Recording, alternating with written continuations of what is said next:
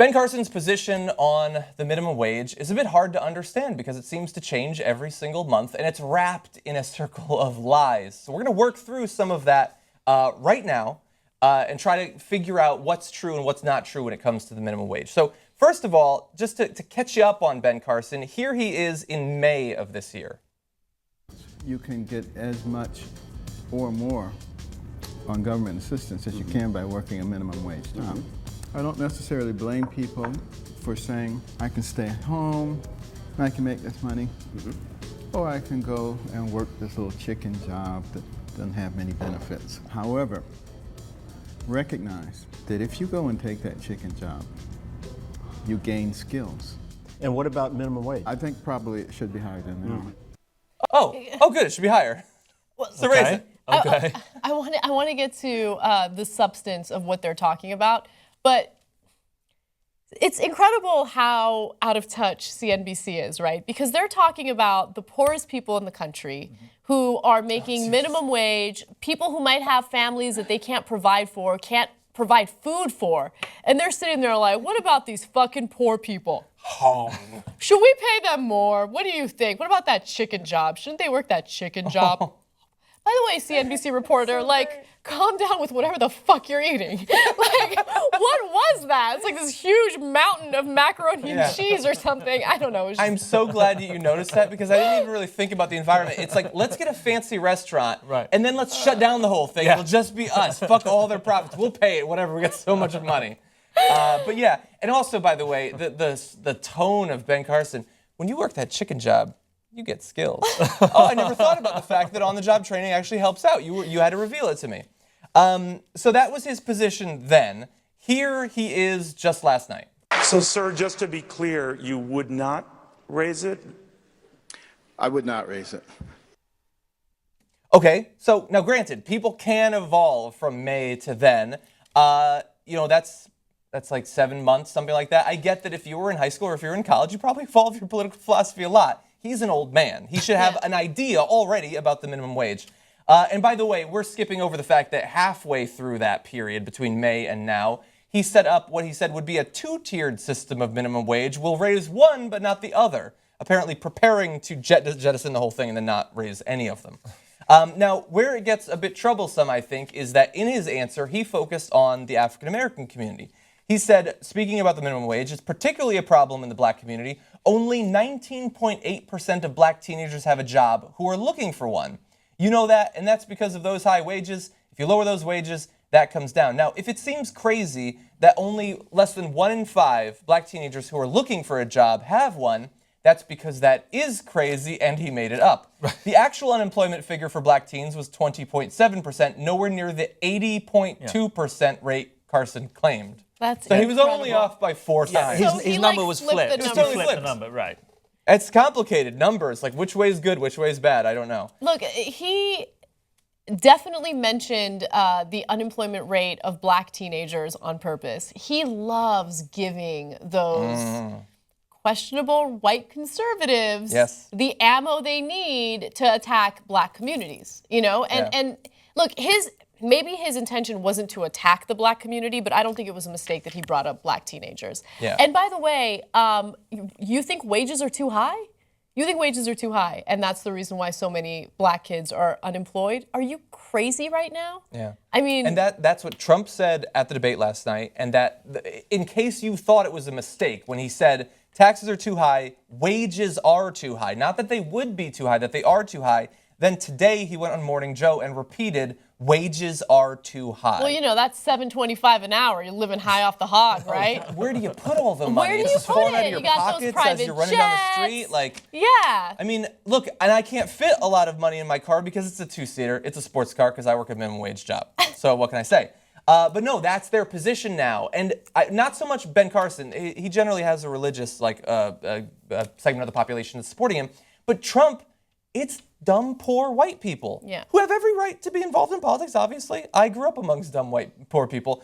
But the idea that to tell them, no, my lesson to you is the economy will be stronger when you make less money.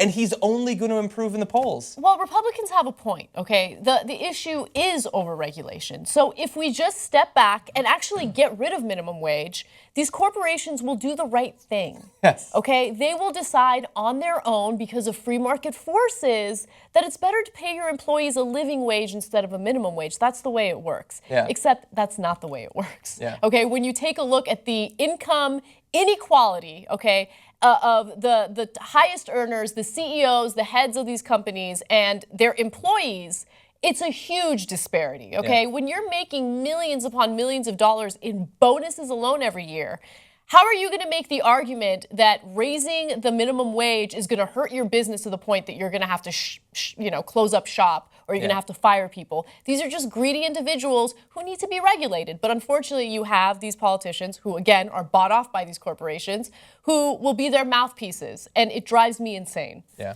And so to turn back to Ben Carson and unemployment, minimum wage, tie those two things together. So we know that right now, supposedly today, on Wednesday, he is against raising the minimum wage. We don't know what he'll be at tomorrow. But in his extended remarks, he said the reason that you can't raise the minimum wage now is because that when you do that, unemployment will rise. Businesses will stop hiring people.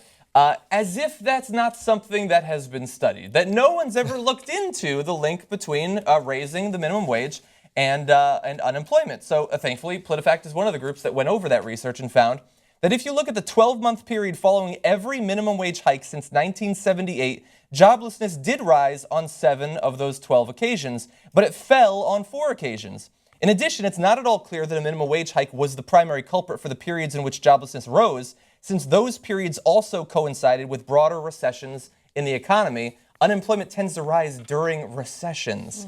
And here's the thing. I'm not even saying that there's a ton of research that shows that it leads to more jobs. Apparently, it's linked with 4. I don't even think that was the reason there. But if you can have a serious debate historically, going back 40 plus years about, well, maybe it has a weak positive effect, maybe it has a weak negative effect, here's an effect it would actually have. People getting minimum wage would make more money. Yeah. It would help them. It would help their families. They would have more money to spend in the economy, which would stimulate the local economy. Maybe this is crazy, maybe if they didn't have to work 3 minimum wage jobs, they would turn to 1 or 2 higher paying ones, thus opening up those other jobs for other people.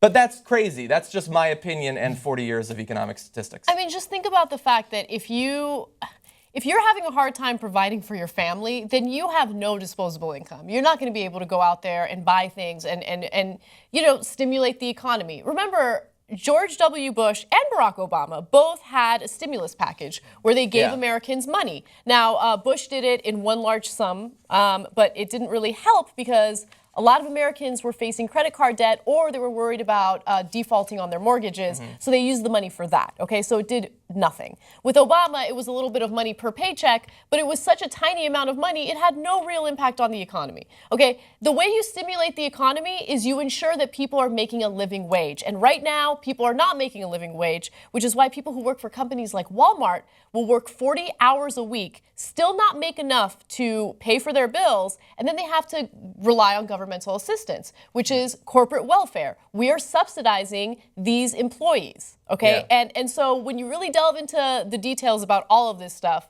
you realize that those candidates up there are doing nothing more than advocating for corporate welfare. Yeah. One last point that I want to make, just because I love what you were saying there, and it made me think more about it. We have this idea that it's the Democrats who think you give money to the poor people, that'll stimulate the economy. That's just the left, the liberals. They think that. I don't think so. I think every politician believes that you hand money to a certain group of people and they're going to stimulate the economy. We just disagree about who deserves to get the money.